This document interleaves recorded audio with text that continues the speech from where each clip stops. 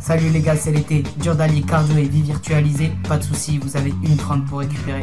Du 2 au 6 juin se tenait la WWDC, une conférence développeur Apple dans laquelle ce dernier présentait ses nouveaux systèmes d'exploitation Mac et iPhone. Le nouvel OS 10 de Mac a un nom et c'est Yosemite. Il sera gratuit. Comme il fallait s'y attendre, l'interface se rapproche drastiquement de ce qui peut se trouver déjà sur iOS, avec des applications flottantes et des bords beaucoup plus angulaires. Ce rapprochement ne se traduit pas simplement par l'interface. Ainsi, Adobe permet de jongler entre les différents appareils Apple lorsqu'ils sont connectés, assurant la continuité de fonctionnement. AirDrop permet d'envoyer rapidement des fichiers entre différents appareils Apple. SMS Text permet d'écrire des SMS et prendre des appels via son Mac. iCloud Drive synchronise les données disponibles sur tous les appareils connectés de l'utilisateur, fonctionnant sous iOS, OS 10 et même sous Windows. Mais parlons un petit peu d'iOS. Visuellement, ça reste la même chose, mais en pratique, avec l'arrivée des notifications interactives, il est possible de répondre aux messages sans quitter l'application en cours. La plus grosse annonce de cette WWDC a été le nouveau langage de développement Swift, bien plus rapide que son prédécesseur. Apple a aussi introduit un nouveau clavier, Quick Key Shift, mais si vous ne l'aimez pas, Apple vous autorise enfin à utiliser un autre clavier par défaut. Ce qu'il faut retenir de cette WWDC est qu'Apple tente de rapprocher ces deux OS afin qu'il soit non seulement facile de prendre en main les deux OS, mais qu'en plus il y ait un réel échange entre les différents appareils Apple.